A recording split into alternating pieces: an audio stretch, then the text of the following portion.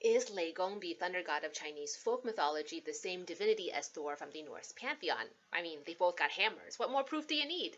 Is Kuan Yin actually Mother Mary? Is Helios the same divinity as Surya, just going by different names because of different languages? After all, both ride a chariot across the sky every day. Most pagans and indigenous or folk religious paths believe in polytheism, and there's really no denying an intersectionality between an interest in those paths and modern witchcraft. From there, you might believe that the gods of the pantheon within the tradition you most resonate with are literally real. I mean, how do I put this? Like, Kuan Yin has a defined, indisputable identity with defined, indisputable powers, and basically God or gods are real, like really real, like you and me real, cats and hurricanes, oceans and mountains real. You know, up above the sky so high, there's a sky god running around, long white beard. Way before Christianity came along, the Chinese believed in Lao Tianye, Heavenly Father, and he was a sky god running around, old with a long white beard. Or the polytheistic belief that's more popular in modern times. Kuan Yin is one culture's name attributed to a universal archetype within the human psyche, that of mercy and compassion. And this archetype, which is universal, manifests in other regions of the world with different names because of different cultures. But all of it, according to this second approach to polytheism, is the same basic universal archetype of mercy and compassion. So, no matter how different a name and face you give to, say, a fire god or a directional god of the north, to the name and face I attribute to a fire god or a directional god of the north, when we invoke these thought forms, we are calling upon the same exact divinity. That sums up the second theoretical approach to polytheism. Then there's actually a third, which you will find in some sects of esoteric Buddhism in East Asia. Gods and divinities are energy with a very particular electromagnetic wavelength invisible to the physical human eye, but sometimes visible to the psychic eye. And the most basic rudimentary analogy we might be able to give is to say they're like gravity or gamma rays, infrared rays, X-rays, radio waves. You get the idea. So admittedly, that was a really terrible, crappy analogy because last I checked, gamma rays don't descend down and take proactive measures to save you from disaster the way we all say gods and goddesses do. I think the point I was awkwardly trying to make is that, as it's often described in esoteric Buddhism, it's a pillar of divine force, a potent energy with a very specific imprint of coding or something. I have no idea what I'm saying. Just cut me a little slack here while I try to describe God.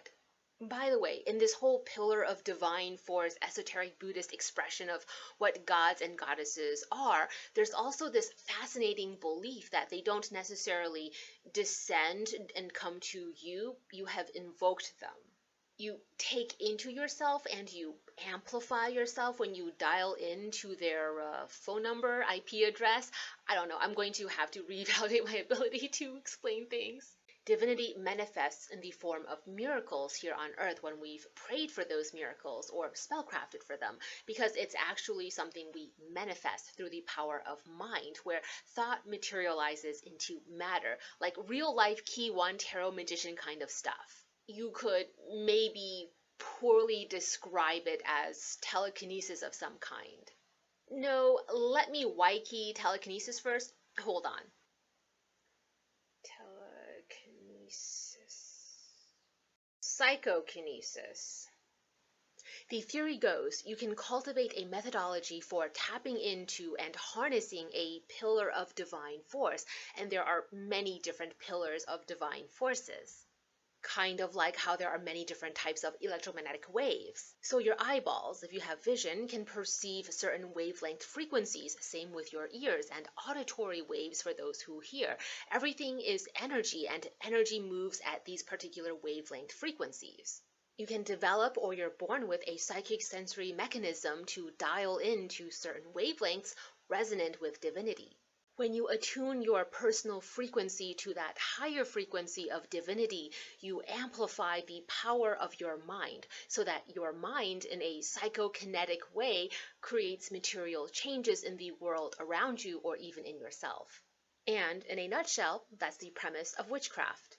So the metaphysical theory goes that your thoughts can transmit certain wavelength frequencies through intention setting, a form of programming, though it does need to be supplemented with key actions, and certain prayers, mantras, or sutras, when manifesting in your thought forms, will dial into those pillars of divinity.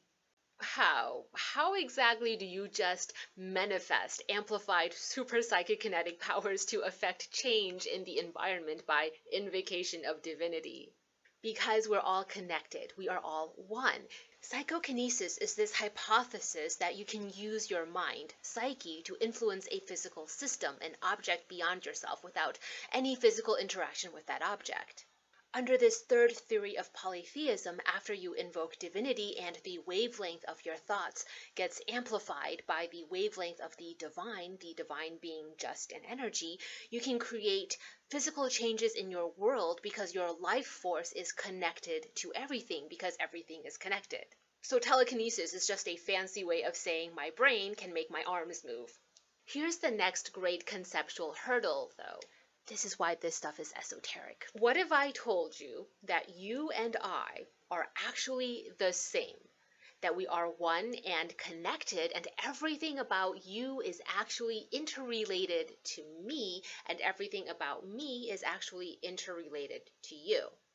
We call this stuff esoteric because it does require many steps of cultivating more fundamental understandings first before any of this will make sense to you. It's like if a scientist explained to you nuclear physics at the level they're understanding it and working with nuclear physics before you have had any nuclear physics 101 in university. You know what I mean? All that is of this physical world is in fact one and connected. All sentience, all consciousness is in fact one and connected. So you have your personal consciousness and I have my personal consciousness, and in our own universes of thought we perceive and conceptualize these consciousnesses as separate. But they are actually connected into a collective consciousness.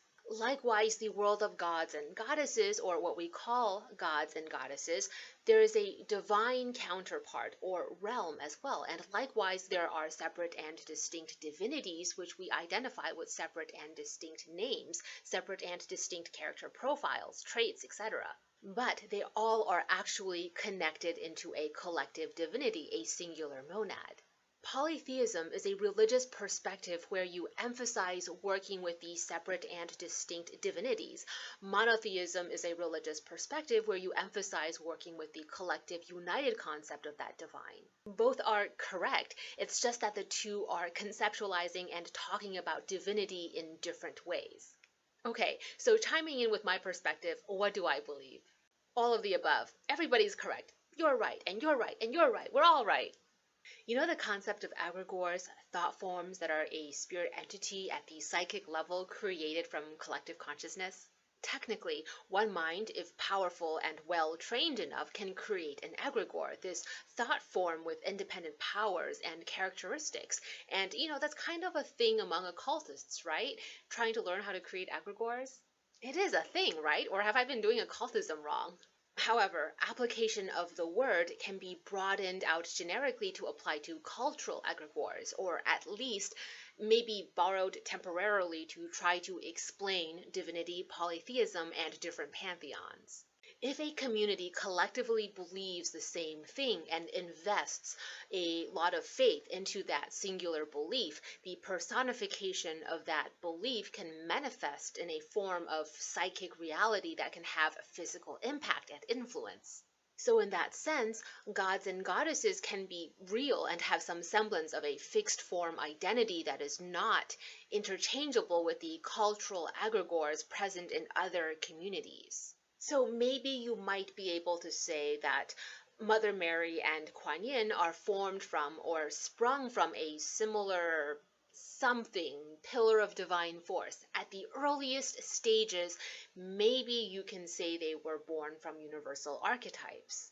But they became cultural egregores and therefore separate and distinct from each other, though still connected in the same way that you and I are separate and distinct from each other and yet still connected into a collective something.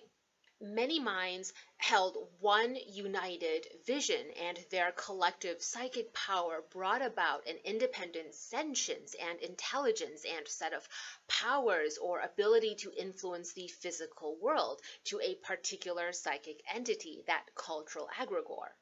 Culture matters because culture is a connection point. Culture is something collective, and that collective power helps to serve as a bridge into the spiritual counterpart of that collectivism.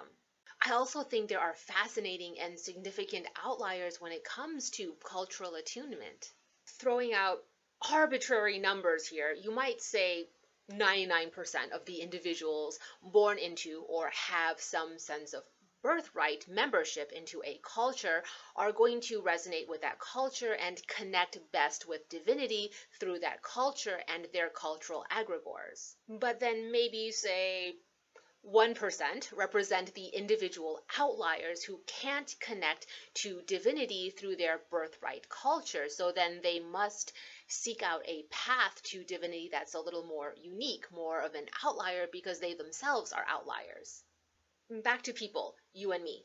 At certain points of discourse, it's useful to talk about you and I as separate, distinct, and unique individuals with unique perspectives and contributions to offer to our world, to honor you as this separate and distinct individual, and to honor me as a separate, distinct individual.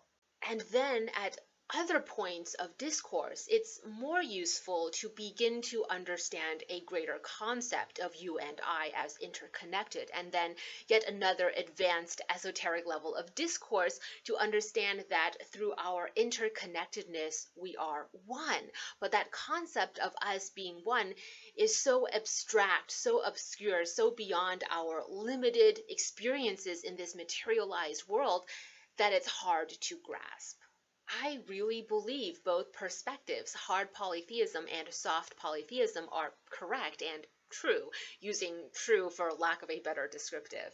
The equivalent to hard polytheism would be to acknowledge that what you are capable of, what your characteristics are, what you produce and tangibly contribute is different from what I'm capable of, what my characteristics are, and what I produce and tangibly contribute. And then you can start to separate people into these categories or labels where certain groups seem to share similar traits, irrespective of name, identity markers, or background. These categorization systems might be an equivalent to soft polytheism and understanding universal archetypes. I think certain brands of monotheism is where you say, for whatever reason, I refuse to acknowledge the separate and distinct and instead only want to focus on that oneness of divinity. I mean, it's like how some people in this world are all like, I'm colorblind, I don't see race, cultural distinctions are pointless, we are just one race, the human race, blah, blah, blah. They're not wrong. It's one perspective. Likewise, I don't think that really hard-lined approach to monotheism is wrong. Quick insert. When I make reference to monotheism here, I'm just being overly broad with the use of that term to indicate primary expression of divinity as a monad. I'm not going to parse through all the various forms of it, distinctions from pantheism, and so on. Unless you want this video to be another 40 minutes. I think another aspect to monotheism, which the Western world doesn't call or associate with monotheism, is pantheism. And pantheism is more representative, I think, of a traditional, or at least historically Eastern perspective of oneness when it comes to conceptualizing divinity. Let's sit with monotheism for a bit, shall we? Here's a question. Is what you create, what you conceptualize in your mind, design, and then bring into concrete physical form, is that you? Is a book its author? Is a work of art its artist? Is a creation just part of a creator, separate and distinct from its creator? Does a creation transform and evolve into something else entirely when it comes into interaction with other people, with an audience? Will a creation always remain an effigy of its creator? I mean, these are some pretty deep questions if you have the time to explore them. And in so many ways, I see the exploration of these questions as related to theology. Okay, back to polytheism. So is Lei Gong the same as Thor? I think the power of regionalized collective consciousness and collective power of mind in manifesting what I describe as cultural egregores means that no, they are not the same, because invocation or evocation of Lei Gong requires first an understanding of its cultural context, because that is its origins and source of power as a cultural egregore. Same with Thor. I don't think there is anything inherently wrong with spotting patterns and seeing these similarities between Kuan Yin and Mother Mary, or the Empress Mother and the Morrigan, or archangels to divas, four archangels to the four heavenly kings, and having a soft polytheistic stance. I also don't think there is such a thing as wrong or right pattern spotting. If you see a pattern, then I think there is a reason for you seeing that pattern, and you should lean into it. Who knows, maybe you wander into a dead end and then have to back out and find another direction, but even that is important to your journey. So to tell other people they're walking into a dead end of thought, most of the time, I think that's less about you actually wanting to help them out of some altruistic concern for their spiritual well-being, and a whole lot more about you wanting them to walk the same path as you. And that's why it's for that reason I'm against making judgment calls on what's wrong or right pattern spotting when it comes to theology or theosophy. Saying God X from Pantheon number 1 is the same or equivalent archetype to God Y from Pantheon number 2 is, even in its most subjective, biased, distorted state, a correct and accurate statement, as correct and accurate as saying they're totally and entirely different cultural egregores, separate and distinct. Both are accurate in the same way it's accurate to say there's only one race, the human race, but it's also accurate to talk about and celebrate all of our differences. Names hold power because names are a key we have forged as a collective for unlocking access to certain pillars of divinity, and specifically the way one aspect of space-time has molded one facet of that pillar of divinity.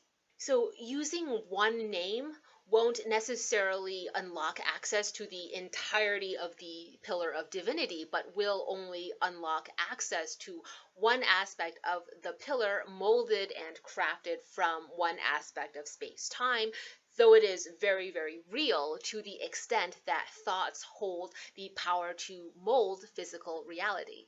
Chiming in here with my own perspective from my own personal experiences, I think it's important to hold different perspectives of what divinity is at different stages of your life journey.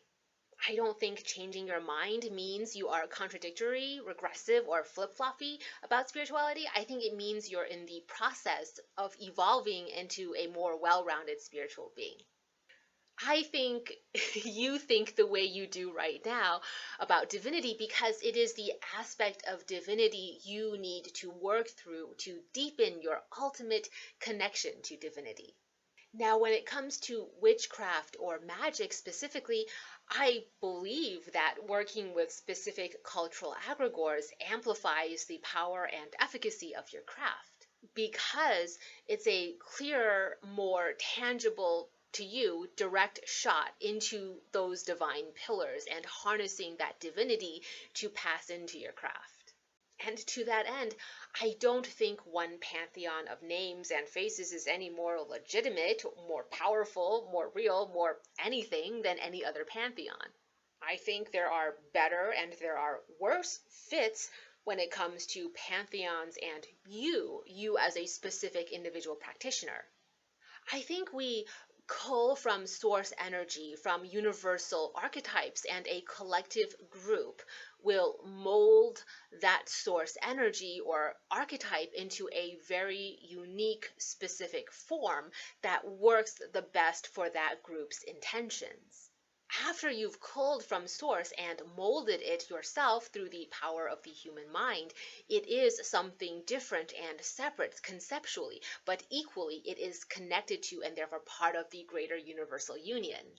It's like taking a lump of clay from a very specific riverbed.